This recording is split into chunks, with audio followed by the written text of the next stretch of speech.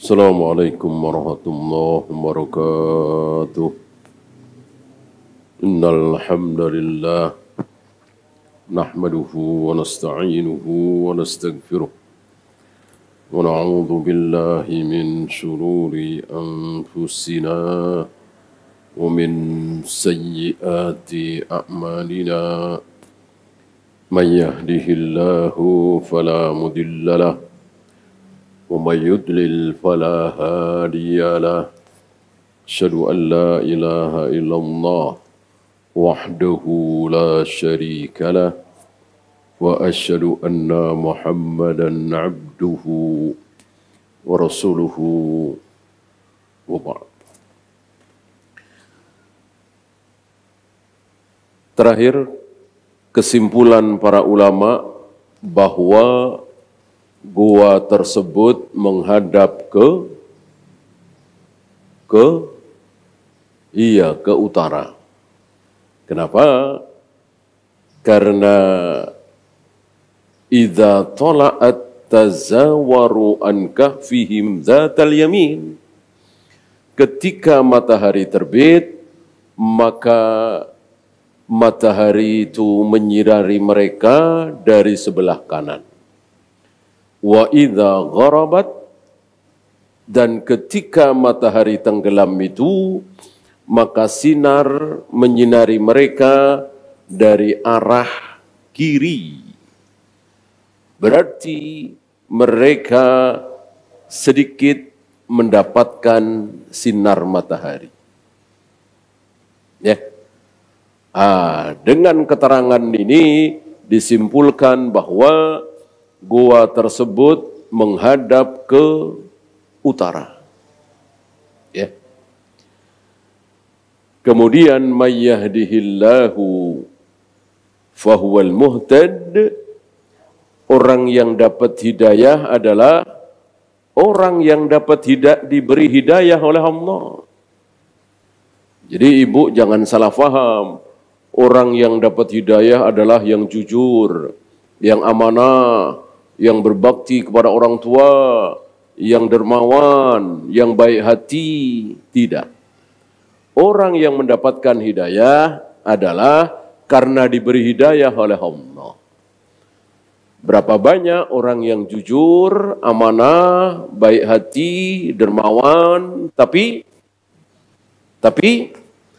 kekal di neraka selama-lamanya. Entah berapa juta, berapa miliar orang jujur, amanah, baik hati, dermawan, tapi kekal di neraka selama-lamanya. Kenapa? Karena tidak mendapat hidayah. Tidak beriman. Ya. Orang yang tidak beriman, namanya apa, Bu? Orang yang tidak beriman, namanya apa, Bu? Iya, kafir. Orang kafir tidak akan masuk surga. Berarti kekal di neraka selama-lamanya. Bisa juga kata Allah, orang kafir itu masuk surga kalau sudah ada apa? Ingat kemarin?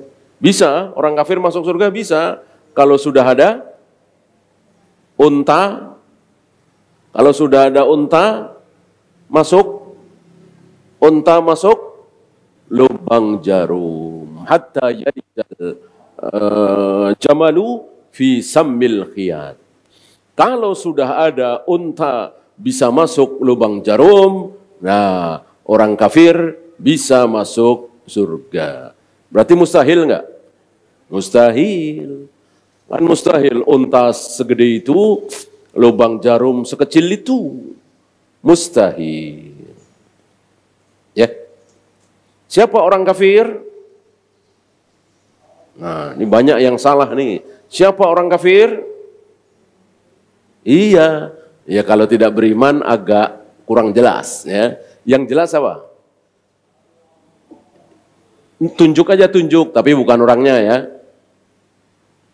Agamanya, kelompoknya. Orang kafir adalah orang kafir adalah semua orang yang So nggak bisa jawab. Orang kafir adalah semua orang yang yang tidak beragama Islam. Jadi orang Hindu kafir bukan, Bu? Kafir. Orang Buddha kafir. Yahudi, Nasrani kafir. Ya. Hampir semua agama, bukan hampir semua kali ya. Semua agama punya istilah sendiri untuk orang-orang di luar agama mereka. Saya pernah dengar orang Hindu itu punya istilah untuk kita-kita yang bukan orang Hindu. Saya lupa apa istilahnya. Orang Buddha punya istilah untuk orang-orang yang bukan Buddha. Yang Ibu sering dengar orang-orang Kristen, Nasara. Orang Nasara mengistilahkan orang-orang di luar Nasrani apa? Iya, domba-domba yang sesat. Jadi kita semua ini domba-domba, kata mereka. Domba sesat lagi. Kan jelek banget itu. Ya kita nggak marah. Ya biarin aja urusan mereka. Kita dibilang apa kek? Nah, sementara kita punya istilah sendiri untuk orang Buddha, Hindu, Konghucu, Yahudi, Nasrani. Kita Islam punya istilah apa? Kafir. Nah sekarang kafir itu bahasa Indonesia apa bahasa Arab? Kafir itu bahasa Indonesia apa bahasa Islam? Bahasa Islam, bahasa Arab. Bahasa Islam kan bahasa Arab, bukan bahasa Indonesia. Maka nggak pantas kalau mereka marah dibilang kafir. Orang kafir itu bahasa Islam kok. Kafir itu istilah Islam. Gitu. Untuk siapa? Untuk siapapun yang non-Muslim itu namanya kafir. Ya mereka nggak boleh marah. Mestinya mereka nggak tahu kafir itu apa sih. Gitu. Pak Ustadz tadi nyebut kafir. Kafir apaan sih? Ya kafir itu yang tidak Islam. Gitu. Yang tidak Islam namanya kafir. Oh berarti saya ini kafir? Iya. Oh ya deh saya kafir aja lah daripada saya Islam. Kan begitu. Kan mereka nggak mau masuk Islam kan? Orang Buddha, orang Hindu, orang Kristen nggak mau masuk Islam. Mendingan saya kafir daripada saya masuk Islam. Kan begitu. Ya kan? Pokoknya kalau nggak masuk Islam namanya kafir. Gitu. Jadi bagi mereka kafir itu ya bagus, orang nggak Islam kok. Kalau Islam kan jelek. Gitu. Kalau menurut mereka Islam itu benar, baik, ya mereka akan masuk Islam. Kan begitu kan? Ya semua agama kan begitu. Ketika seseorang berkeyakinan Hindu, tentu dia yakin di luar Hindu itu sesat, batil. Begitu pula ketika orang Buddha, dia memeluk agama Buddha, tentu di luar Buddha kafir, di luar Buddha salah. Ya. Nah, mosok kita nggak boleh meyakini bahwa Islamlah satu-satunya agama yang benar, di luar Islam salah. Kata siapa? Kata Al-Quran, inna dina indallahil Islam, agama yang akan diterima oleh Allah hanyalah Islam. Wa may yabtaghi ghairal islami dinan fala yuqbala minhu. Barang siapa mencari memeluk agama selain Islam, tidak akan diterima. Wa huwa fil akhirati minal khasirin, dan dia menjadi orang yang rugi nanti di akhirat. Oleh karena itu wajib bagi kita untuk beragama Islam dengan sebenarnya, tidak boleh ragu. Kalau ragu agama Islam itu benar, maka dia akan menjadi kafir. Ya. Dengan demikian kita harus tahu kafir itu apa. Ya, dan sekali lagi semua orang kafir menurut keyakinan kita ya akan kekal di neraka sampai ada unta masuk lubang jarum. Ya, kita lanjut 18. Wa tahsabuhum ayqadha engkau mengira bahwa mereka itu terbangun. Ya. Jadi seandainya engkau wahai Muhammad melihat saat mereka tertidur, 7 pemuda itu tertidur bersama anjingnya, engkau akan mengira bahwa mereka itu terbangun. Kenapa?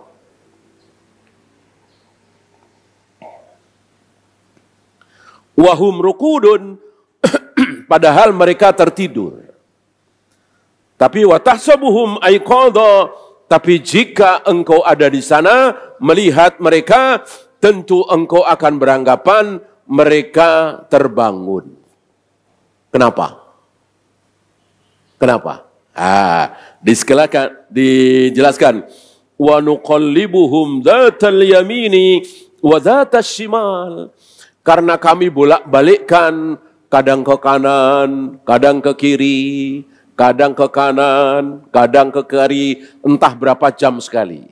Ya sama kalau kita tidurlah. Seingat kita tidur miring ke kanan, berbantalkan tangan kanan. Begitu bangun, madep ke kiri, tidak berbantalkan tangan.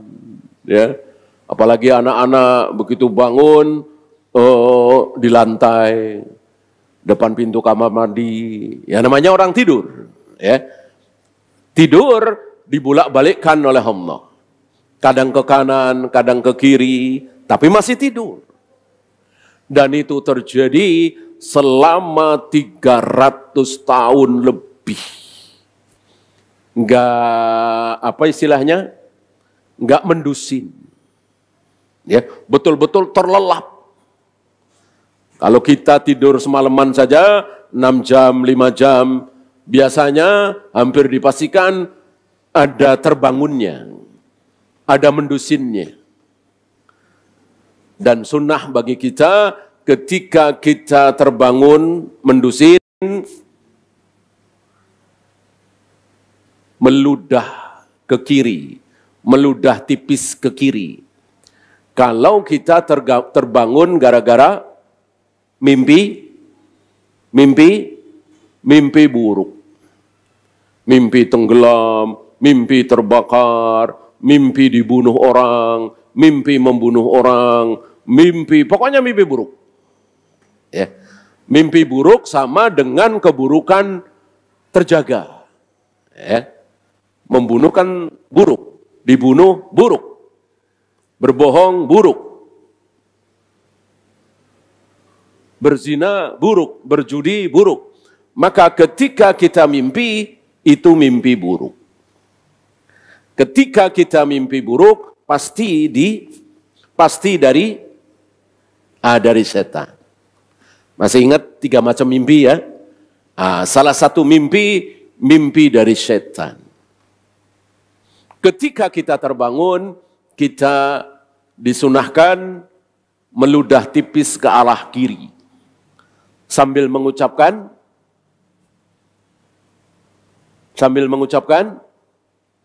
A'udzu billahi minasyaitonir rajim. Atau A'udzu billahis samii'il 'alim minasyaitonir rajim. Atau A'udzu billahis samii'il 'alim minasyaitonir rajim min hamzihi wa nafthihi wa nafthihi. 3 macam ta'awud yang diajarkan oleh Nabi sallallahu alaihi wasallam. Lebih baik lagi ambil air wudhu. Kemudian salat malam. Salat malam ada berapa? Salat malam ada berapa? Ada 2. Apa dan apa? Tahajud dan witir. Ya. Jika dijumlahkan maksimal 11. Bolehkah kurang dari 11? Boleh. Bolehkah lebih dari 11? Tidak boleh. Tidak boleh.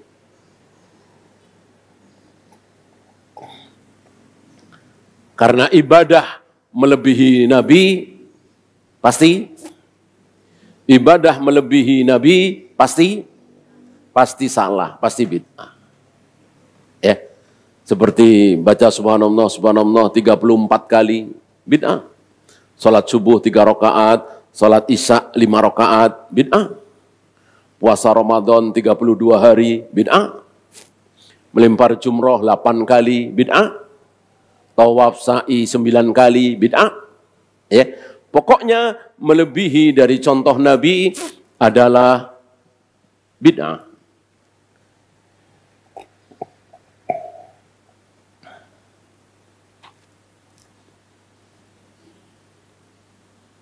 Wa kalbuhum basitun dhira'aihi bil wasid.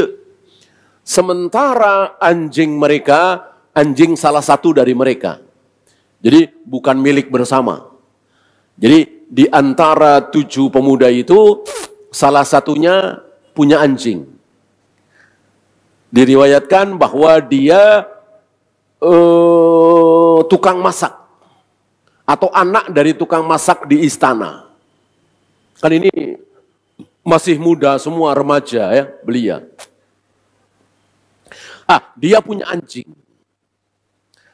Nah biasa anjing itu kan setia dengan tuannya. Kemana tuannya pergi diikuti. Ini bukan hal yang baru. Dan tidak perlu latihan khusus. Ya. Anjing diberi keistimewaan oleh Allah untuk setia kepada tuannya. Beda dengan kucing, ayam, sapi, kerbau, kambing. Ya. Harus dengan latihan khusus dan itu sulit sekali. Kebanyakan gagal. Adapun anjing tidak. Ya, mudah. Tentu Allah yang memberi keistimewaan itu. Dan ini ujian bagi kita kaum muslimin. Karena memang tidak boleh memelihara anjing tapi bukan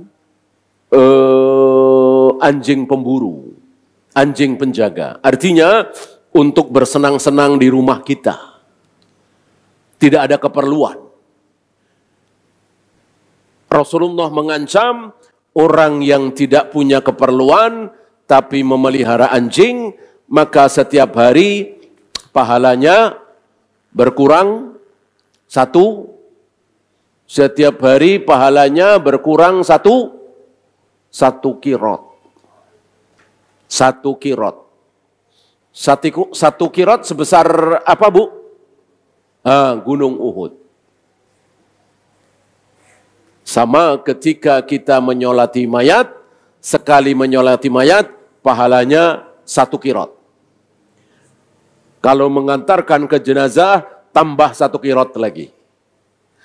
Adapun memelihara anjing, dan anjing itu tidak ada gunanya, cuman buat senang-senang, bukan anjing penjaga, bukan anjing pemburu, maka setiap hari pahala kita berkurang 1 kirot. Ya. Apakah syariat ini sudah ada hari itu? Kita tidak tahu. Mungkin belum ada. Ya. Kan ada beberapa perbedaan antara syariat Nabi Muhammad dengan syariat Nabi Isa. Fikihnya Nabi Muhammad dengan fikihnya Nabi Harun, Nabi Musa, Nabi Ibrahim. Waktu itu pernah kita bahas fikihnya Nabi Ibrahim, syariatnya Nabi Ibrahim. Barang siapa yang mencuri, lalu dia ketahuan, maka dia harus jadi, maka si pencuri ini harus jadi budak. Budaknya siapa? Budaknya orang yang hartanya dia curi. Maka syariat Nabi Ibrahim ini dipakai oleh Nabi Yusuf, cicitnya ya, anaknya cicit.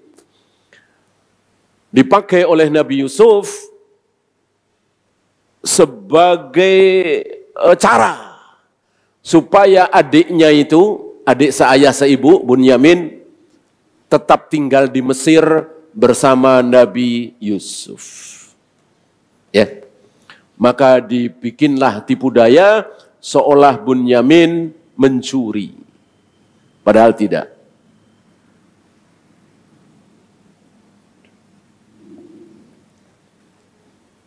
Wa kalbuhum basitun dira'aihi bil wasid. Sementara anjing mereka itu membentangkan kedua kaki depan. Kalau istilah kita tangan. Ya. Nabi menyebut tangan unta, bukan kaki depan. Ya. Maka Nabi mengatakan, jika kalian turun sujud, jangan seperti unta. Ya. Kita tahu, unta kalau turun sujud, kalau menderum ya, dekem, apanya dulu? Ya. Kalau tangannya dulu, maka kita jangan ikut-ikutan. Karena Nabi melarang, jangan kalian turun sujud seperti turunnya unta.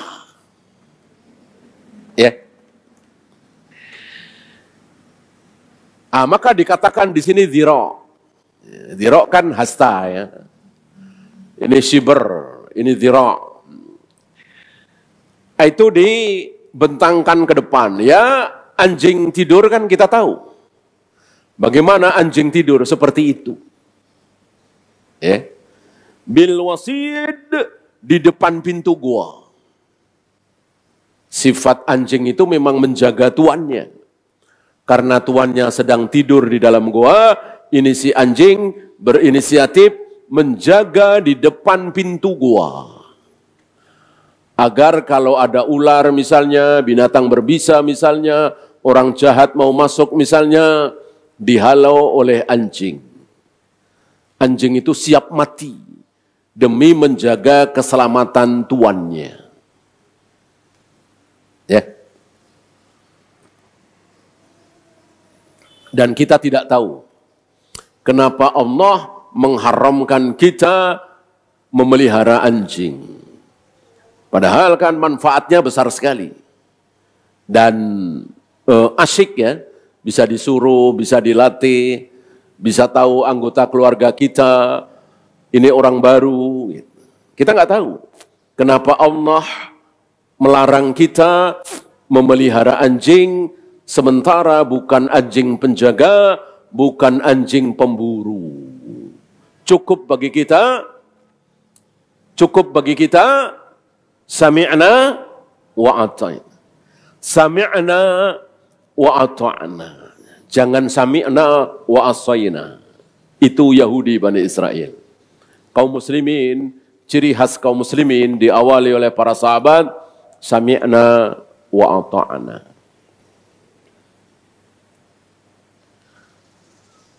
Lawit tala'ta alaihim, seandainya engkau ya Muhammad melihat mereka, seandainya ya, lawallaita minhum firara, pasti engkau akan lari. Pasti engkau akan lari. Ya bayangkan orang tidur ratusan tahun.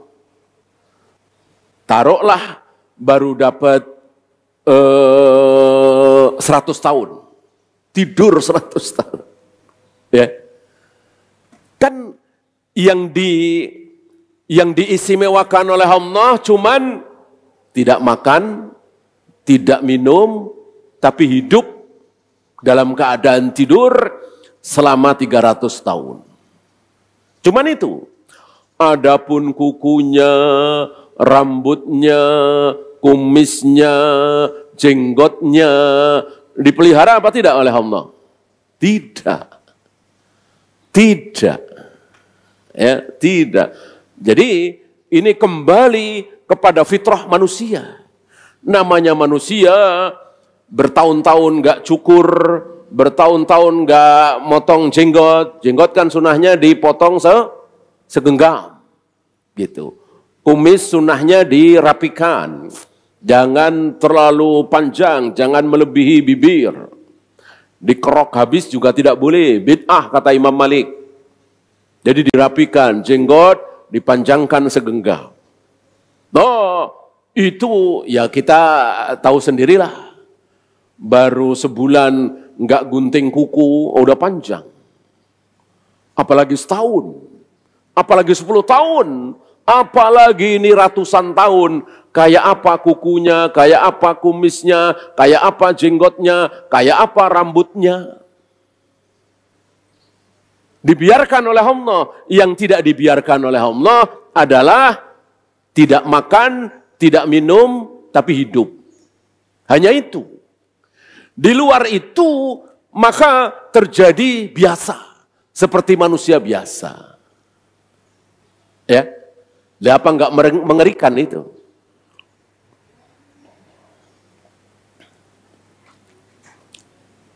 Maka Allah mengatakan, lawit tala'ta alaihim lawallaita minhum firara.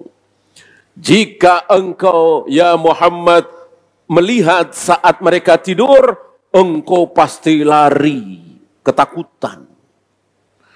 Wala mulita minhum ru'ba. Ru'ab itu takut, khawatir, ngeri. Menyaksikan pemandangan yang luar biasa dahsyat. Ya, beliau tidak membawakan ayat lain, cuman ayat ini. Setelah satu ayat ini, beliau membawakan beberapa riwayat. Saya bacakan.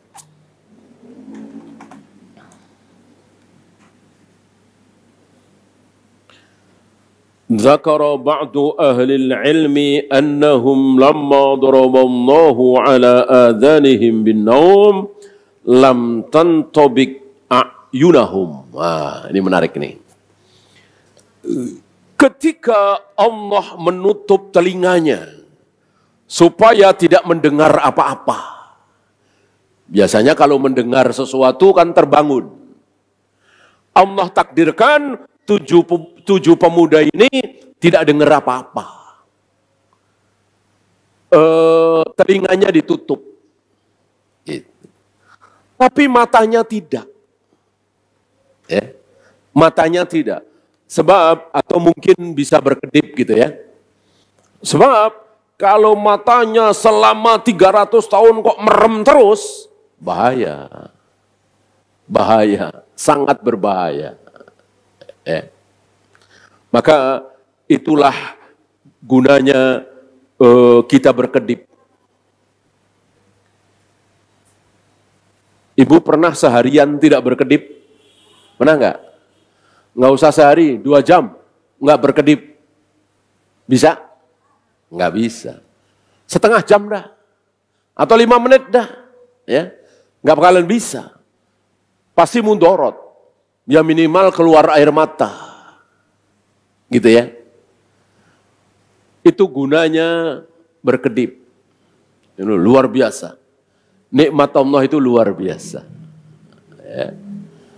Ada saudara kita tidak bisa berkedip, butuh puluhan juta, mungkin ratusan juta untuk berobat. Betapa nikmatnya berkedip, bisa berkedip. Dan itu sudah kita dapatkan setiap hari. Dan kita masih tidak bersyukur.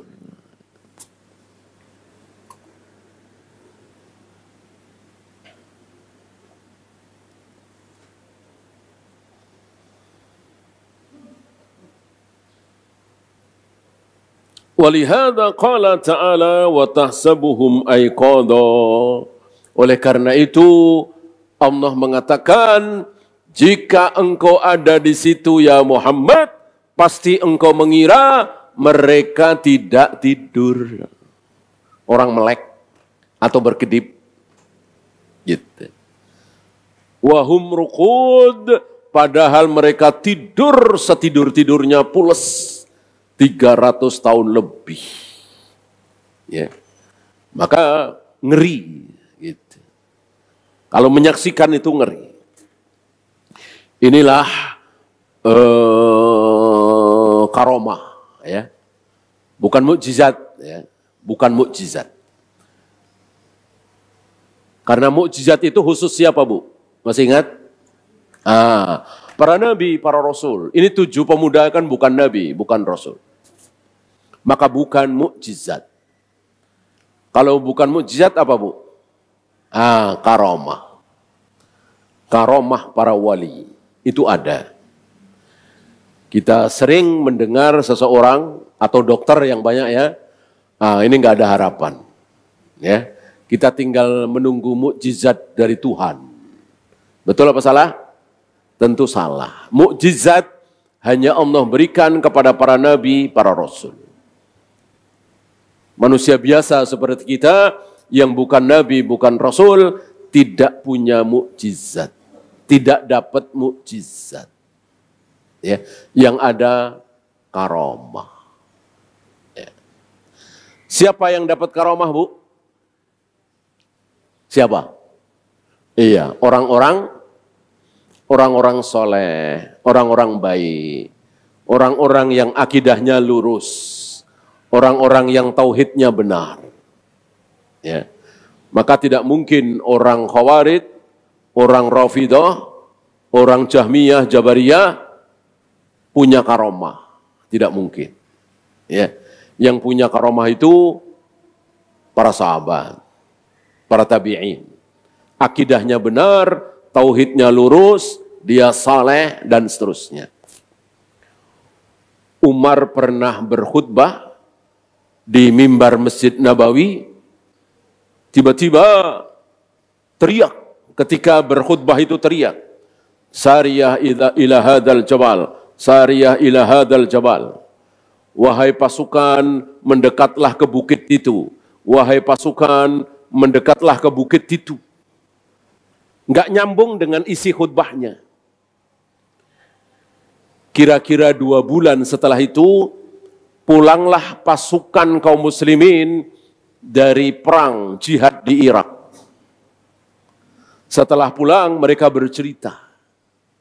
Waktu itu kami berperang melawan musuh dan kami terdesak, kepepet. Mau kalah. Tiba-tiba kami mendengar suara Umar bin Khattab.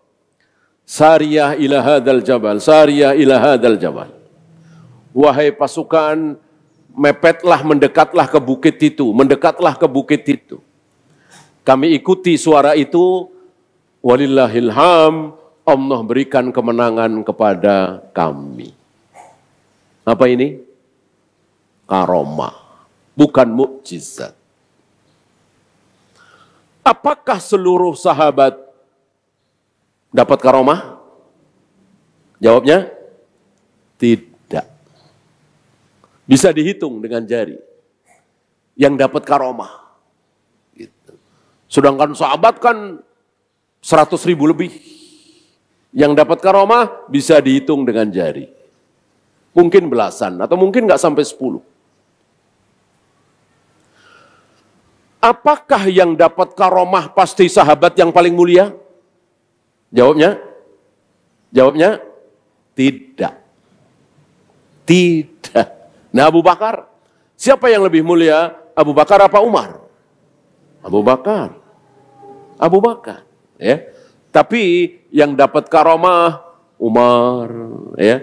Bahkan Abu Ayyub Al-Ansari yang pernah dibakar dan tidak mempan. Ya. Ada yang kudanya bisa berjalan di atas air. Padahal derajatnya jauh di bawah Abu Bakar. Jauh di bawah Utsman. Maka orang yang mendapat karomah tidak otomatis dia paling mulia. Gitu ya. Bahwa dia orang soleh, orang baik, orang jujur, akidahnya benar, tauhidnya lurus. Betul. Tapi pasti dia paling mulia, paling alim, belum tentu. Ya. Ya, mukjizat saja lah. Kan anak kecil, anak-anak kita sering ngomong ya, dengan kedangkalan akalnya, namanya anak kecil, mungkin SD atau SMP. Ya. Mana lebih hebat mukjizatnya Rasulullah apa Nabi Sulaiman? Anak SMP atau mungkin SMA jawabnya, mana yang lebih hebat mukjizatnya Rasulullah apa mukjizatnya Nabi Sulaiman? Tentu Nabi Sulaiman. Bisa bicara dengan binatang, ya, bisa memerintahkan seseorang memindahkan singgasana Ratu Bilqis dalam hitungan detik, bukan detik, kurang dari sedetik. Qabla an tartadda basar. Ya. Lebih cepat dari kedipan mata. Mungkin nggak sampai setengah detik. Ya, mana lebih hebat? Gitu ya. Nabi Musa tongkatnya bisa membelah lautan. Mana Nabi Muhammad? Nggak ada riwayat punya tongkat bisa membelah lautan. Nah, maka jangan kita menyimpulkan bahwa semakin hebat mukjizat karomah, berarti dia paling mulia. Tidak. Tidak. Insya Allah ibu tahu, karena ibu bukan anak kecil ya, mukjizat terbesar di muka bumi ini apa? Mukjizat terbesar di muka bumi ini apa? Al-Quran. Ya kan? Kita faham, ibu faham. Akalnya sudah sempurna insya Allah. Anak kecil nggak faham. Anak SD, anak SMP, apa sih? Mukjizat terbesar kok Al-Quran. Al-Quran bisa apa sih? Ya, akal mereka belum sampai. Alhamdulillah kita bisa mikir, ya gimana nggak terbesar. Dengan Al-Quran ada orang yang mendapatkan kenikmatan yang luar biasa. Gara-gara Al-Quran, ada orang yang disiksa di neraka selama-lamanya. Gara-gara dia menentang Al-Quran, tidak percaya dengan Al-Quran.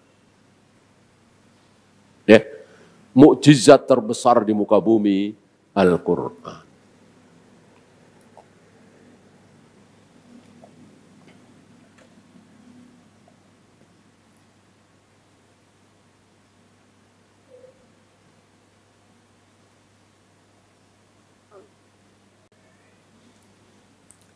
Wa kana julusuhu kharijal bab. Si anjing ini sengaja duduk dan tidur di luar pintu. Itu. Li'annal malaikata la tadkhulu baitan fihi qalbun wala suratun. Karena ada riwayat mengatakan bahwa malaikat tidak mau, malaikat rahmat ya, bukan malaikat azab, bukan malaikat pencabut nyawa. Ini malaikat rahmat.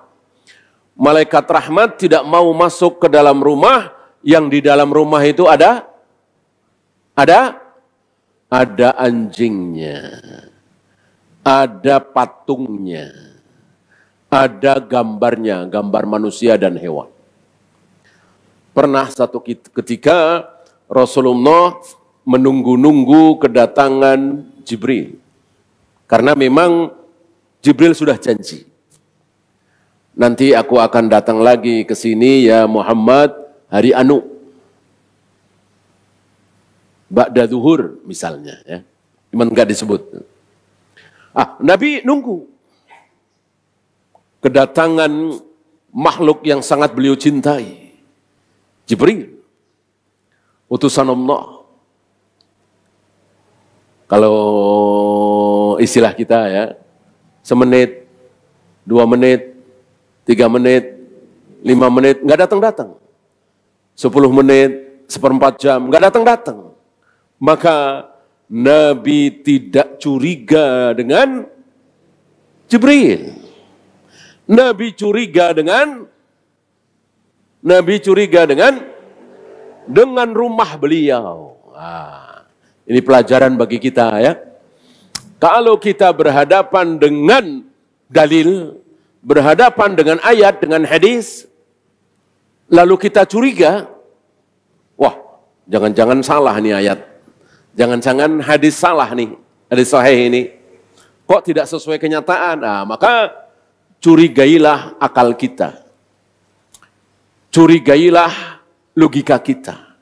Jangan mencurigai ayat hadis. Ini Nabi mencontohkan. Beliau mengatakan, tidak mungkin utusan Allah yaitu Jibril ingkar janji. Nggak mungkin. Nggak mungkin makhluk semulia Jibril ingkar janji. Kan sudah janji mau datang hari itu saat sekian. Kok aku tunggu berapa lama nggak datang-datang? Bukan Jibrilnya yang salah. Rumah ini ada yang salah. Ya. Lalu Nabi memerintahkan isi rumah itu untuk nyari-nyari. Ada apa di rumah ini? Ternyata ada apa, Bu? Ternyata di bawah tempat tidur beliau ada apa? Ada anjing. Ada anjing kecil. Ada anjing kecil. Rupanya ini yang menyebabkan Jibril nggak mau masuk rumah ini. Lalu segera beliau perintahkan untuk mengeluarkan anjing tersebut. Nggak lama Jibril datang. Jibril datang sebelum menyampaikan maksudnya atau wahyu. Jibril mengatakan, kunna al-malaika la nadkhulu baitan fihi suratun wala kalbun. Kami para malaikat tidak mau masuk ke dalam rumah yang di dalam rumah itu ada anjingnya, ada surahnya, ada gambarnya. Patung apalagi. Gambar saja Jibril nggak mau masuk, malaikat nggak mau masuk, apalagi patung. Patung lebih dahsyat dari gambar. Kalau gambar kan apa istilahnya? Mendatar ya, 2 dimensi. Kalau patung kan ada wujudnya 3 dimensi.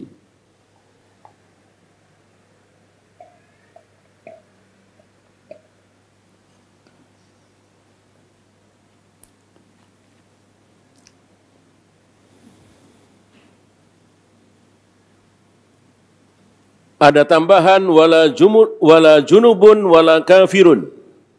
Cuman tambahan ini menjadi pembahasan para ulama. Ya. Kami tidak mau masuk ke dalam rumah yang ada anjingnya, ada gambarnya, ada patungnya, ada orang kafirnya, ada orang sedang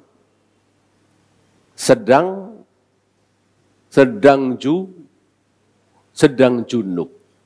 Tapi sekali lagi tentang tambahan ini menjadi pembahasan. Artinya terjadi ikhtilaf. Adapun tentang anjing dan gambar atau patung, ini tidak ada pembahasan. Ya. Betul-betul sahih dalilnya.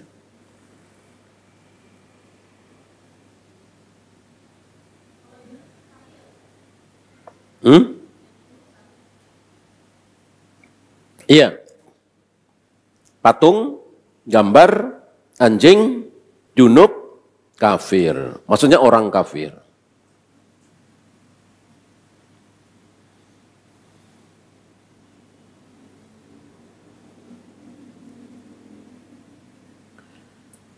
Wa syamalat kalbahum barakatuhum. Anjing ini ternyata ikut mendapatkan berkah dari kesolehan tujuh pemuda itu. 7 kesolehan, kebaikan, keberkahan 7 pemuda itu merembet ke anjing. Ya. Walaupun anjing makhluk yang ya kita tahulah ya, najis, nggak boleh kita pelihara, dan seterusnya. Tapi ketika dia dimiliki dan dekat dengan orang saleh, maka ikut mendapatkan keberkahan. Ya, minimal disebut namanya. Disebut kisahnya dalam Al-Quran. Ya. Walaupun banyak riwayat dhaif. Misalnya nanti si anjing ini akan ikut masuk surga sama dengan untanya Nabi Soleh, sama dengan ikannya Nabi Yunus yang pernah menelan Nabi Yunus, dan seterusnya, ini riwayat tidak sahih.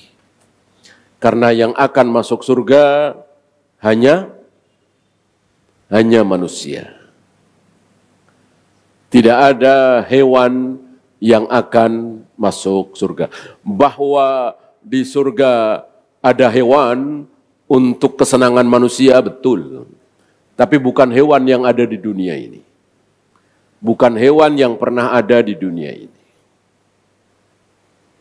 Mungkin ibu masih ingat bahwa hewan-hewan itu, terutama binatang buas, nanti di akhirat, di padang mahsyar akan dihidupkan lagi.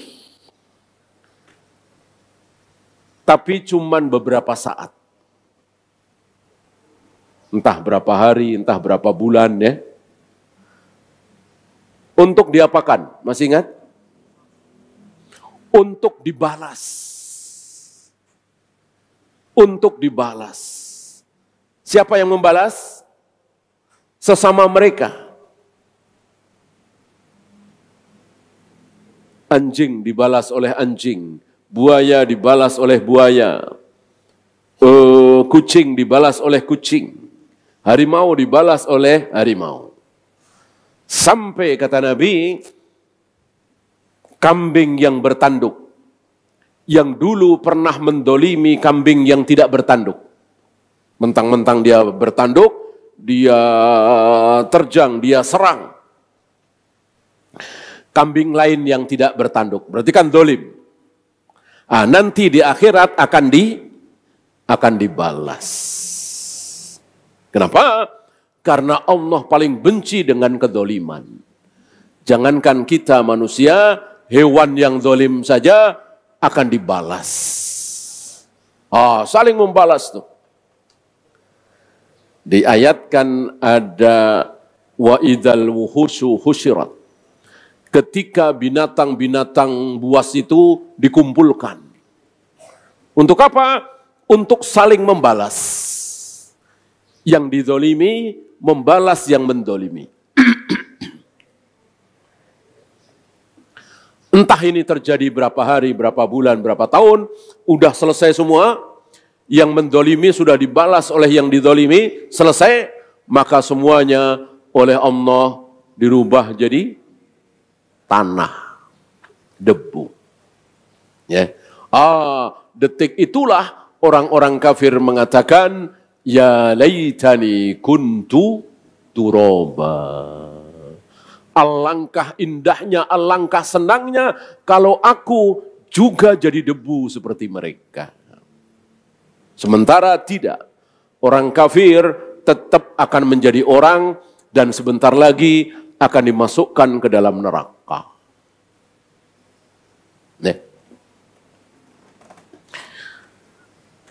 Fa'asabahu ma asabahum minan naumi ala tilkal hal.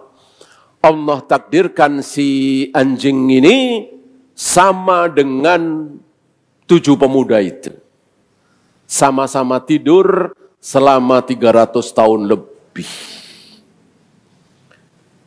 Wahada faidatun sahihatul akhyar. Ini manfaat, faedah dari dekat dengan orang soleh. Dekat dengan orang baik. Dekat dengan orang yang akidahnya benar. Jangankan manusia, anjing saja mendapatkan kebaikannya. Walaupun tentu cuma di dunia.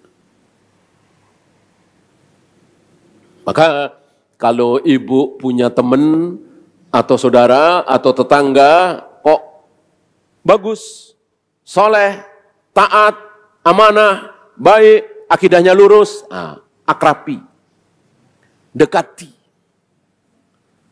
Otomatis ibu jangan dekat-dekat dengan orang yang akidahnya rusak.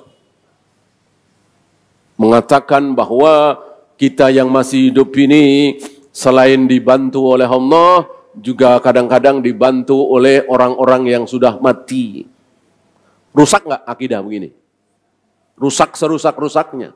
Terancam kafir. Jangan dekati. Jangan dekati. Kecuali ibu yakin bisa merubah mereka, mendakwai dia. Kalau nggak yakin, jangan. Ya. Atau pembohong, penipu. Kalau ibu tahu, jangan dekat-dekat. Dekatilah orang-orang baik.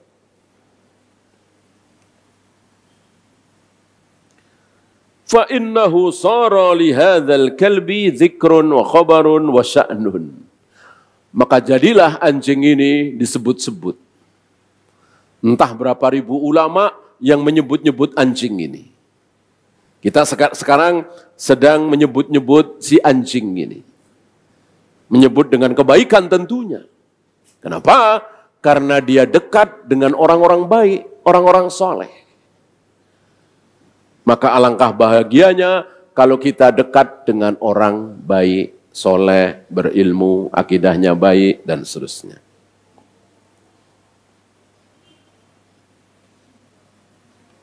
Nah ini tadi ya. Wakila kana kalba tabbahul malik. Ada yang mengatakan bahwa anjing tersebut milik salah satu juru masak yang ada di istana. Wa kana qad wafaqahum 'ala ad-dini, dan yang punya anjing ini salah satu di antara 7 itu. Artinya yang satu akidah bertauhid sama. Mungkin satu negeri cuma 7 itu, mungkin ya. Ya, bayangkan satu negeri yang imannya benar cuma 7 pemuda. Karena memang orang pilihan, orang baik, orang bertauhid itu banyak apa sedikit, Bu? Sedikit. Ibu masih ingat setiap 1000 orang yang masuk neraka berapa? 999. Yang masuk surga cuma 1. Pernah satu ketika ada orang yang beriman di muka bumi ya, bukan di satu kota. Di muka bumi, cuma 2. Maksudnya iman yang benar. Siapa, Bu? Selebihnya kafir semua. Yang beriman sesuai dengan kehendak Allah cuma 2. Siapa? Ibrahim dan Sarah, istrinya. Ini belum ketemu Hajar, ya. Otomatis belum ada Ishak, Yakub dan seterusnya. Ya. Mana dalil? Jadi ketika Nabi Ibrahim dan Sarah, sepertinya pengantin baru ini ya, masih muda dua-duanya. Sebentar lagi mau berhadapan dengan raja yang sangat dolim. Nah, Ibrahim mengatakan, nanti kalau dia bertanya kepada engkau ini siapanya aku? Jawab saja, saudara. Maksudnya, saudara sesama muslim. Karena yang muslim, yang beriman di muka bumi hari ini, cuman aku dan engkau. Engkau dan aku. Tentu Nabi Ibrahim berbicara tidak asal-asalan. Tentu Nabi Ibrahim diberitahu oleh Allah bahwa tidak ada yang beriman sekarang ini kecuali aku dan engkau. Ya.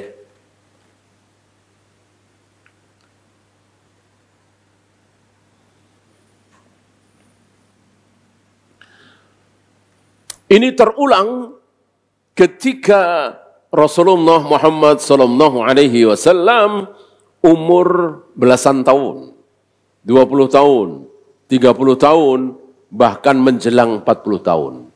Tidak ada yang beriman di muka bumi kecuali beberapa. Di antaranya Waraqah bin Naufal, kemudian Zaid bin Amr bin Nufail, mungkin 1 lagi atau 2 lagi. Selebihnya kafir semua. Maka disebut zaman jahiliyah. Tapi masih mending. Nanti, entah tahun berapa, apa 3.000 sekian, apa tahun 4.000 sekian, di muka bumi ini, nggak ada yang beriman. Jangankan beriman, orang mengatakan, Allah, nggak ada. Kalau zaman Abu Jahal, Abu Lahab kan banyak. Berapa kali Abu Jahal, Abu Lahab mengatakan, wallahi demi Allah, wallahi demi Allah, itu keluar dari mulut Abu Jahal, Abu Lahab. Karena Abu Jahal, Abu Lahab cinta kepada Allah, memuliakan Allah, menyembah Allah, tapi caranya yang salah. Allah tidak mau terima disembah dengan cara yang salah. Ya sama, kita menyembah Allah, sholat subuh 3 rakaat. Kita menyembah Allah, sholat maghrib 4 rakaat. Kita menyembah Allah, qiyamul lail lebih dari 11. Kita menyembah Allah, sholat tahiyatul masjid 1 rakaat. Diterima enggak? Diterima enggak? Ya enggak. Begitu pula Abu Jahal, Abu Lahab. Abu Jahal, Abu Lahab menyembah Allah, tapi caranya salah. Allah enggak terima. Karena syarat diterimanya ibadah bukan 1, tapi syarat diterimanya ibadah bukan 1, tapi 2. Syarat diterimanya ibadah ada 2. Satu, ikhlas karena Allah. Ya, mungkin Abu Jahal ikhlas karena Allah. Tapi yang 2, caranya harus mengikuti Rasulullah. Caranya harus benar. Benar itu mengikuti Rasulullah. Ya Abu Jahal, Abu Lahab boro-boro menyembah Allah dengan cara mengikuti Rasulullah. Rasulullah dianggap musuh. Gitu ya.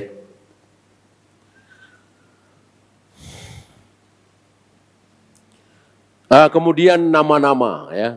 Tapi sayang ini tidak sahih. Jadi tidak usah dihafal ya.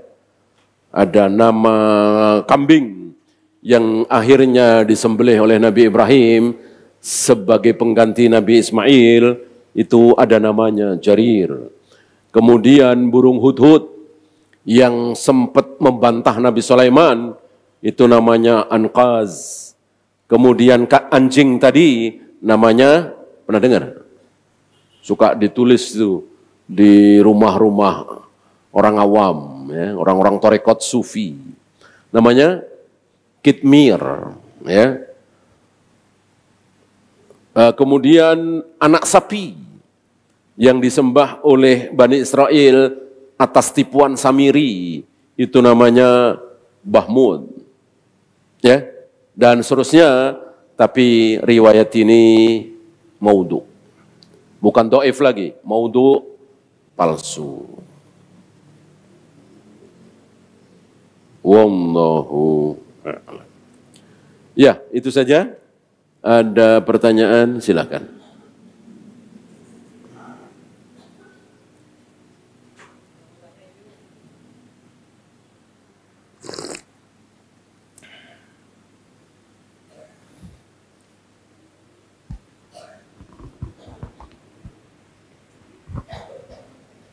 Assalamualaikum.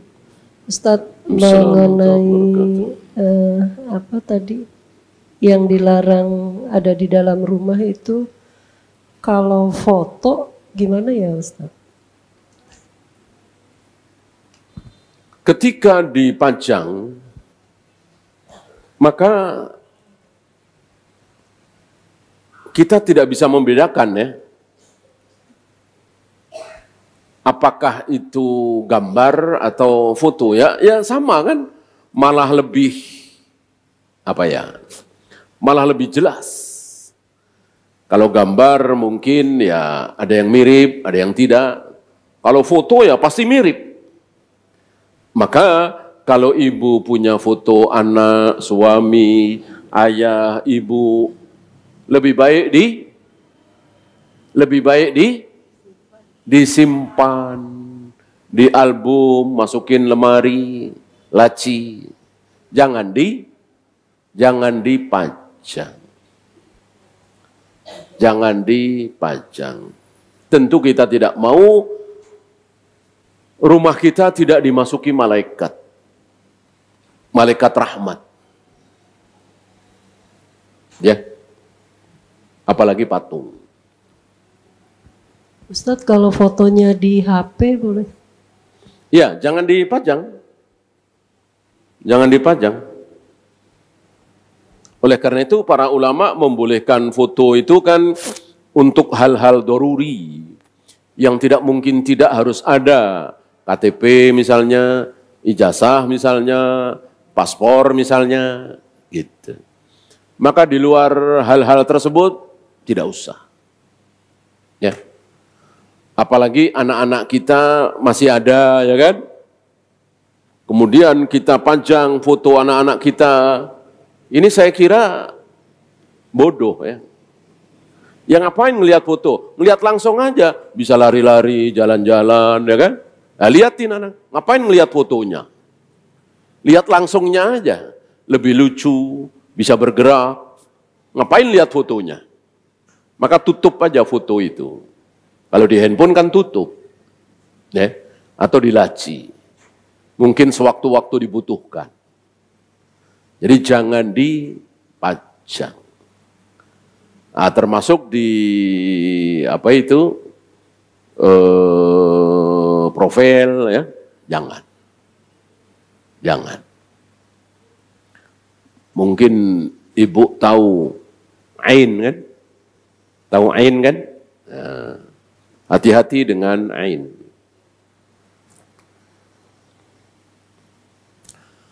Apalagi anak ibu, cantik, ganteng, lucu, putih, ini berbahaya.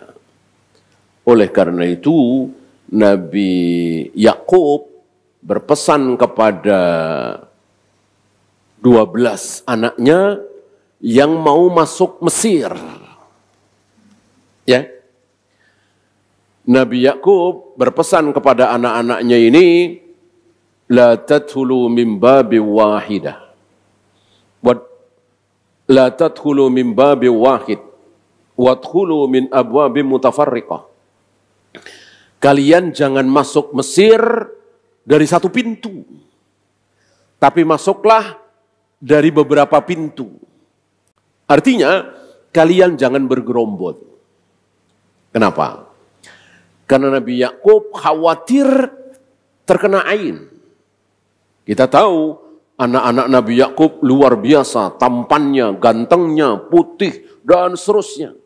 12 tentu menimbulkan perhatian.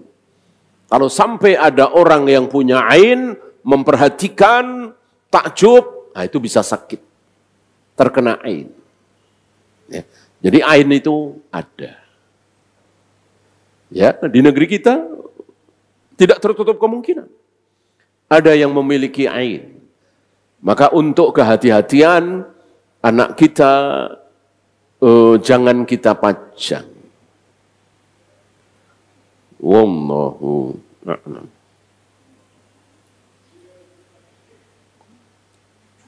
Ada lagi?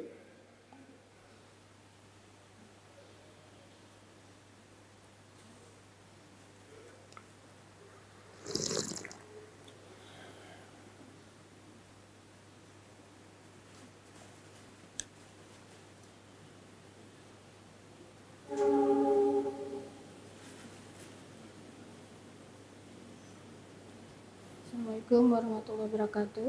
Pak Ustadz, kalau seandainya gambarnya yang nggak bernyawa, misalnya pajangan gitu Pak Ustadz, yang nggak bernyawa, misalnya tanaman, gambar buah gitu Pak Ustadz. Oh boleh. Itu boleh ya? Boleh. Yang nggak boleh cuman 2. Yang haram cuman 2. Apa? Iya. Manusia dan hewan. Hewan dan manusia. Cuma 2 itu. Hah? Foto. Ya foto manusia dan hewan. foto pohon, foto mobil, foto motor, foto rumah, boleh. Foto pemandangan, ya. Kalau tuh ada orangnya kecil-kecil, nggak jelas, boleh.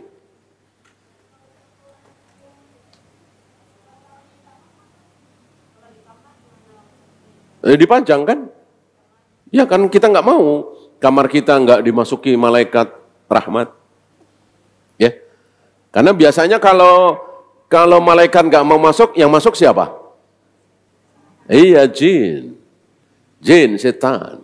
Kita nggak mau kan? Maka mau di kamar, mau di dapur, ruang tamu, ruang tengah, nggak usah. Nggak usah, ganti aja dengan pemandangan. Kan lebih bagus. Gambar mobil, gambar motor, gambar jalanan, laut, gunung, lebih bagus. Maka ketika Ibnu Abbas menyampaikan hadis Nabi, inna asyaddal azabi yaumal qiyamah al-musawwirun, bahwa sedahsyat-dahsyat azab nanti pada hari kiamat adalah para pelukis. Para pelukis. Nanti orang-orang yang melukis itu akan ditampakkan hasil lukisannya. Manusia misalnya, buaya misalnya, singa misalnya, ular misalnya. Lalu Allah nyuruh pelukis ini untuk menghidupkan. Tentu dia nggak bisa. Maka Allah yang menghidupkan harimau itu, singa itu, buaya itu, ular itu, atau orang itu. Lalu hidup, lalu menyiksa dia. Disiksa si pelukis itu oleh harimau, oleh singa, dan seterusnya. Mengerikan sekali. Nah, mendengar sabda Nabi ini disampaikan oleh Ibnu Abbas, ada orang yang gemetar. Tabi'in tentunya ya. Ada orang yang gemetar, ketakutan. Ibnu Abbas tahu bahwa dia takut karena dia pelukis. Kata Ibnu Abbas, nggak usah takut. Teruskan melukis. Tapi, iya, hindari manusia dan hewan. Kan jauh lebih banyak yang boleh. Bisa gunung, bisa laut, jalanan, langit.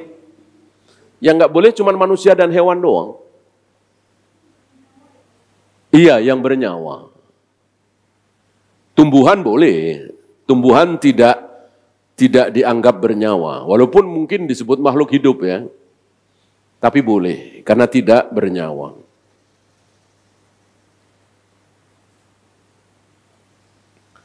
Bagaimana jin? Menggambar jin, boleh nggak? Katanya yang nggak boleh cuma manusia dan hewan. Gambar jin boleh nggak? Boleh aja kalau tahu. Emang tahu jin kayak apa? Ya, nggak ada yang tahu jin itu kayak apa kecuali para nabi, para rasul. Gambar begini, oh ini jin nih, ngarang. Ya, nggak ada yang tahu jin itu bentuknya seperti apa, nggak ada yang tahu. Dan jin sama dengan malaikat bisa merubah dirinya. Ya. Adapun kita manusia tidak bisa merubah diri kita.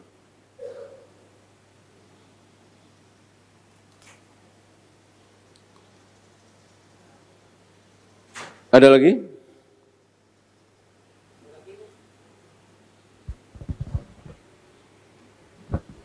Assalamualaikum Ustaz.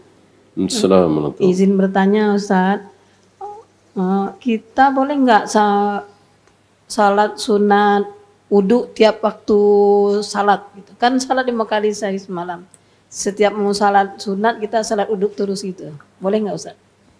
Terima kasih Ustaz. Assalamualaikum. Bukan setiap sholat sunat, setiap kali wudhu diteruskan dengan sholat sunat wudhu, gitu kan? Bolehkah? Boleh. Itu perbuatan siapa? Bilal. Dari perbuatan Bilal ini, Nabi menjanjikan, mengkhabarkan bahwa Aku telah mendengar suara terompahmu, suara sendalmu, suara alas kakimu di surga. Maka sunnah bagi kita setiap kali selesai wudu diteruskan dengan sholat sunat wudu. Itu sunnah, bukan bid'ah. Yang bid'ah itu sholat nisfu Sa'ban, itu bid'ah. Sholat hari kelahiran, itu bid'ah.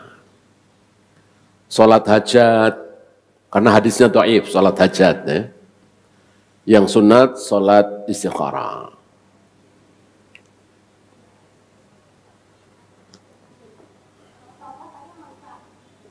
Ya. Ketika ibu merasa tadi pagi berbuat dosa, ibu nyesel, lalu ibu mohon ampun kepada Allah. Sebelum mohon ampun, ibu sholat 2 rakaat dulu.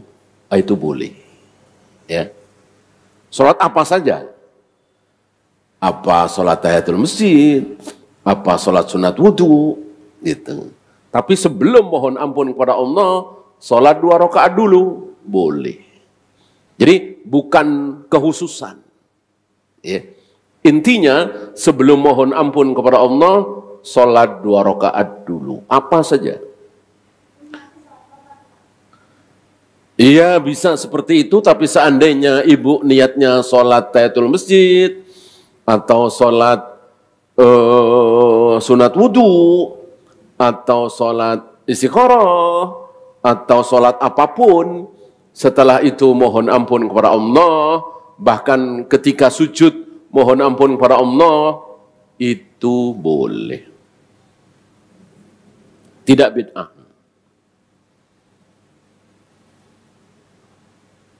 Ada lagi? Sholat tasbih berselisih para ulama ya. Apakah sunnah atau bukan? Perselisihan terakhir adalah antara Syekh Albani dengan Syekh Utsaimin. Saya tidak bisa mentarjih mana di antara dua pendapat ulama itu. Intinya, dua ulama ahlus sunnah, dua ulama salaf berselisih. Apakah salat tasbih itu ada atau tidak? Ya, artinya dari hadisnya. Kalau hadisnya kan jelas ada ya. Nah, dari hadis itu sahih apa dhaif, itu berselisih. Mungkin masih banyak sholat-sholat sunat yang belum kita lakukan ya. Mungkin istikharah, mungkin sholat sunat wudu, mungkin qiyamul lail dan seterusnya. Nah, itu aja dulu. Wallahu a'lam.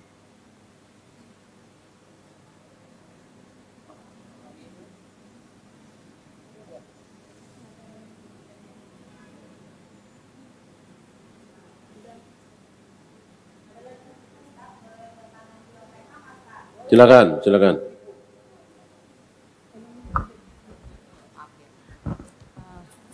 Assalamualaikum warahmatullahi wabarakatuh. Izin bertanya, Ustaz. Masalah ini, Ustaz, syukur. Kita kan kesehari-harian ini kita hamba itu kan harus bersyukur ya, Ustaz. Ya. Tapi keadaan itu kita nggak bisa pungkiri kayak gini misalnya, Ustaz. Contoh, kebutuhan kita 10 juta. Ternyata kita cuma mampu 5 juta. Nah itu kan manusiawinya kita suka mengeluh ya Ustaz. Jadi dalam mengeluh itu apakah kita itu termasuk orang yang kufur nikmat gitu Ustaz, tidak bersyukur gitu. Padahal kan manusiawinya, aduh ini, belum anu, belum itu gitu Ustaz. Apakah itu kita termasuk orang yang tidak mensyukuri gitu Ustaz. Sementara kebutuhan itu kan kita nggak bisa memungkiri gitu Ustaz. Apakah termasuk orang yang nggak bersyukur gitu Ustaz? Boleh mengeluh, boleh. Tapi jangan mengeluh kepada manusia. Mengeluhlah kepada Allah. Ya Allah, Engkau tahu kebutuhanku 10 juta.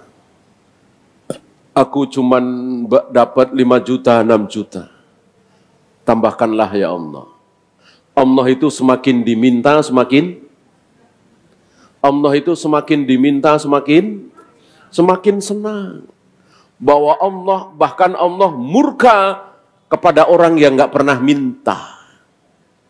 Maka dikit-dikit minta, dikit-dikit minta, dikit-dikit minta, Allah senang. Berarti kita sikoh dengan Allah. Berarti kita percaya betul kepada Allah. Justru ketika kita minta-minta kepada manusia, Allah nggak suka. Seolah Allah mengatakan, kenapa nggak minta kepadaku? Kenapa engkau lebih sikoh, lebih percaya kepada manusia? Engkau nggak percaya sama aku? Aku maha kaya, aku maha pemberi. Engkau nggak percaya? Sampai minta-minta kepada manusia, minta kepadaku. Gitu. Nah, banyak dari kita lebih sikoh kepada manusia. Lebih percaya kepada tetangga, kepada orang tua, kepada bos, kepada suami. Lupa.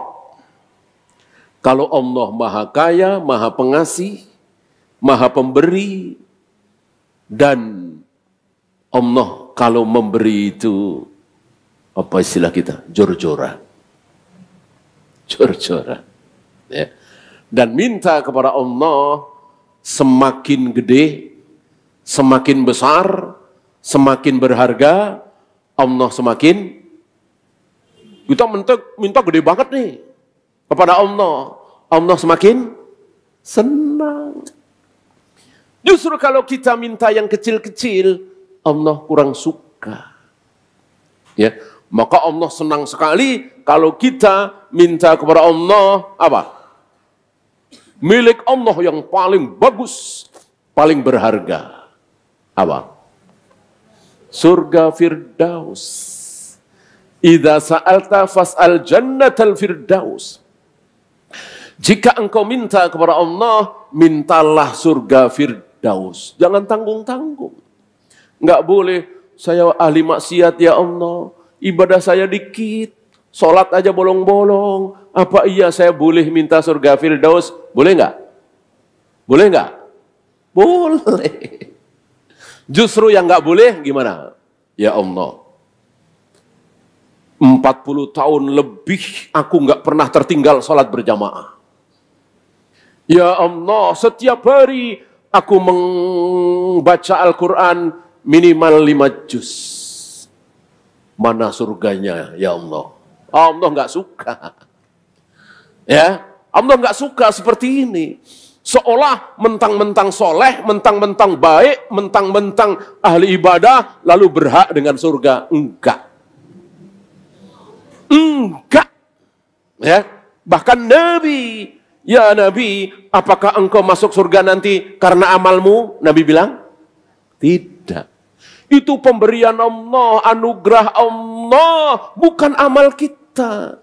Maka ketika ahli maksiat, ketika sholatnya masih bolong-bolong, minta surga Firdaus, bolehkah? Boleh. Tentu dengan memperbaiki diri. Jangan bolong-bolong lagi sholatnya. Jangan menampakkan aurat.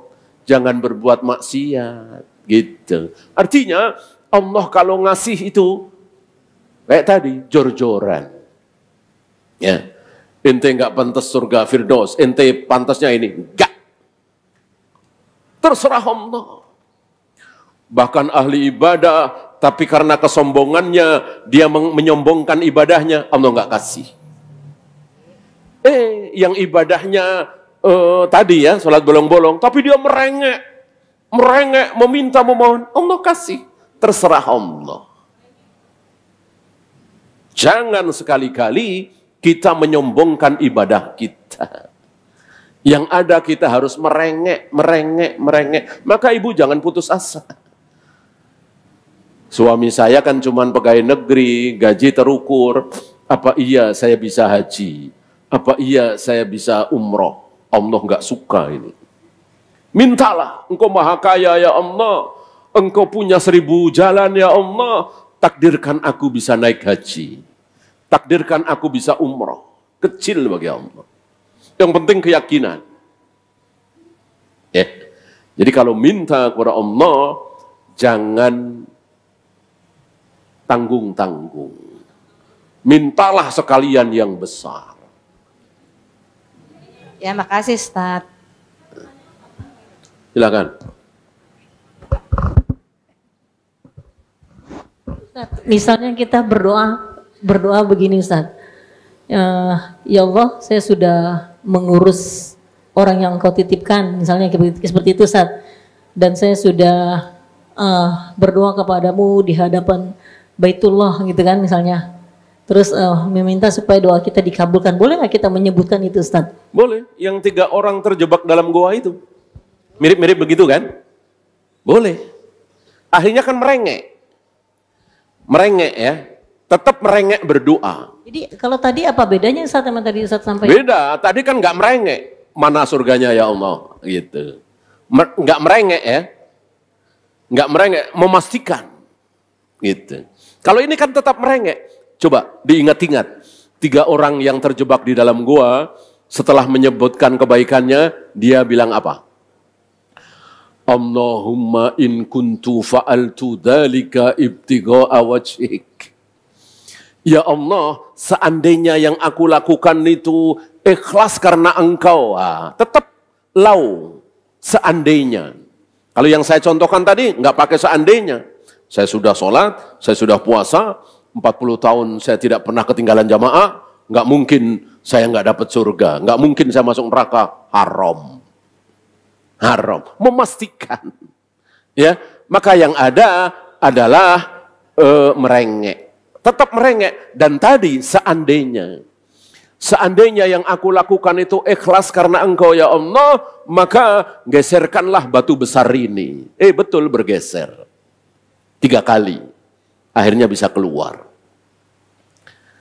Maka ketika kita beribadah, belum tentu 40 tahun ibadah kita diterima oleh Allah. Bisa diterima, bisa tidak. Kalau nggak diterima gimana? Maka jangan sombong dengan mengatakan, seandainya ibadahku Engkau terima ya Allah. Seandainya yang aku lakukan itu ikhlas karena Engkau ya Allah. Maka lunaskanlah hutang-hutangku misalnya. Lariskanlah daganganku misalnya. Ya. Rasulullah tidak menyolatkan orang yang punya hutang.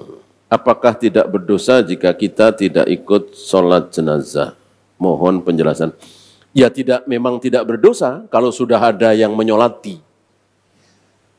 Kan sholat jenazah bukan fardu ain, tapi fardu kifayah. Maka jika sudah ada yang menyolati, kita tidak ikut menyolati, tidak berdosa. Ya. Yang salah adalah orang yang punya hutang jangan disolati. Ini salah. Kenapa? Karena Nabi nyuruh, solati oleh kalian, aku nggak mau. Beliau tidak mau menyolati orang yang punya hutang adalah agar menjadi pelajaran bagi kita semua. Supaya jangan sampai ketika kita mati meninggalkan hutang. Artinya jangan mudah-mudah kita berhutang. Wallahu a'lam.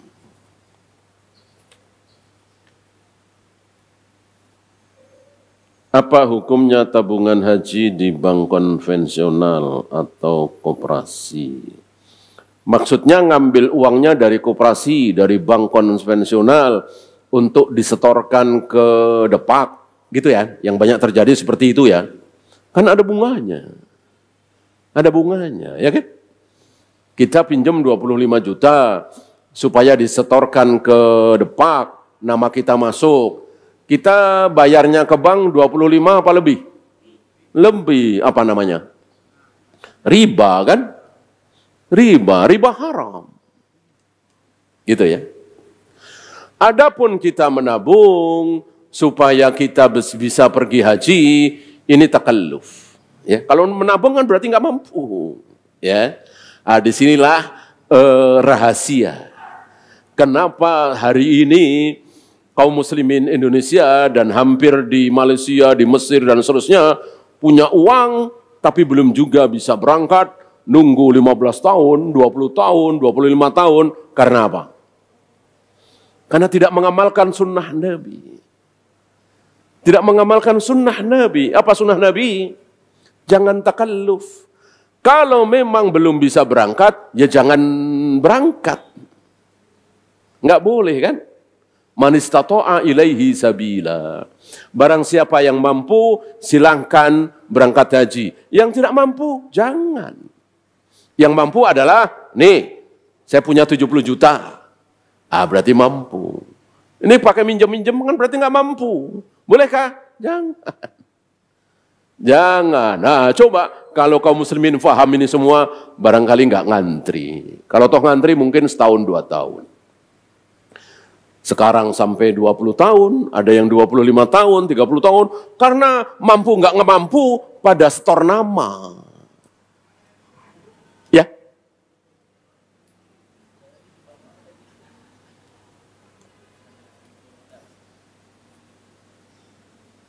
Kita bayar 50% di muka. Iya. Iya, seperti tadi. Nggak boleh. Karena nggak mungkin bank-bank dan koperasi itu nggak nyari untung kan. Jadi kaidah riba ini antum harus tahu apa. Ketika meminjam, kok mengembalikannya lebih. Dan itu dengan perjanjian di awal. Itu riba.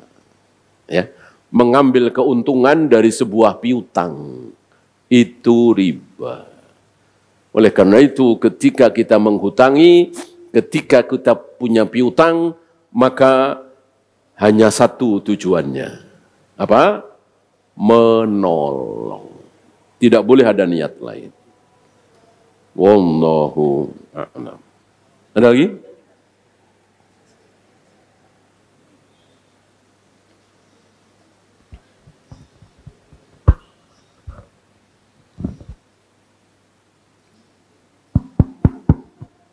Ustadz, kalau haji furoda gimana Ustadz? Katanya kan itu kan tidak ada kepastian waktu berangkat. Sementara jamaah yang mau melaksanakan haji furoda itu sudah membayar di awal, di muka Ustadz. Sementara kepastian waktu berangkatnya itu kan nggak ada yang pernah tahu gitu Ustadz. Itu apakah mengandung goror yang haram atau gimana Ustadz? Bisa berangkat, bisa tidak? Iya. Ya goror.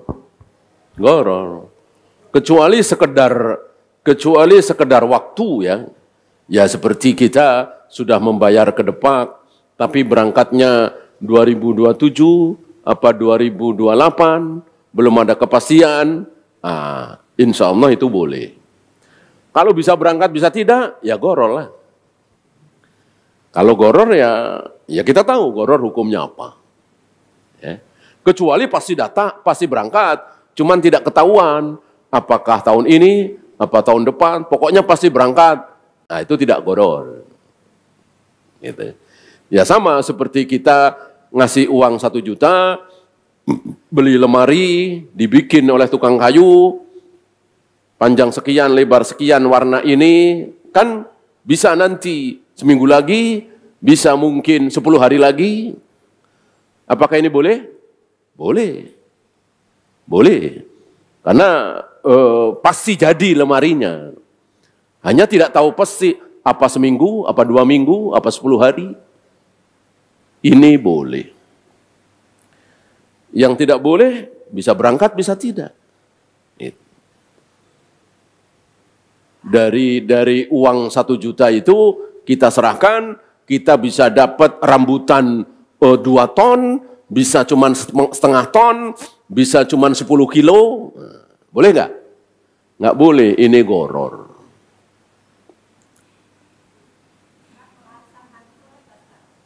Jangan. Arisan aja, arisan. Ya. Jangan pakai haji-hajian. Ya. Artinya, kalau arisan kan berarti nggak mampu. Iya kan, biasanya ya. Karena dibantu oleh yang lain jadi mampu. Jangan. Arisan haji, arisan kurban. Jadi tahun ini yang kurban dari kencelengan itu terkumpul 3 juta, si A kurban. Tahun depan si B, kencelengan lagi 3 juta. Jangan. Berarti kan nggak mampu. Ketika tidak mampu, nggak usah kurban. Ketika tidak mampu, nggak usah pergi haji. Ya, Allah tidak suka orang-orang yang memaksakan diri. Apa istilahnya? Takalluf. La yukallifullahu nafsan illa wus'aha. Habis?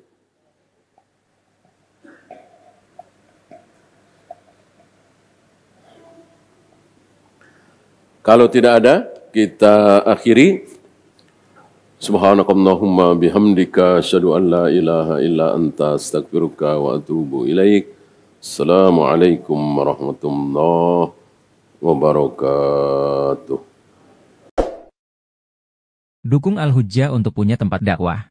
Salurkan wakaf lahan melalui Bank Syariah Indonesia. Nomor rekening 7796001377 atas nama Al-Hujjah Dakwah Islamiyah dengan memberikan kode 300 di belakangnya.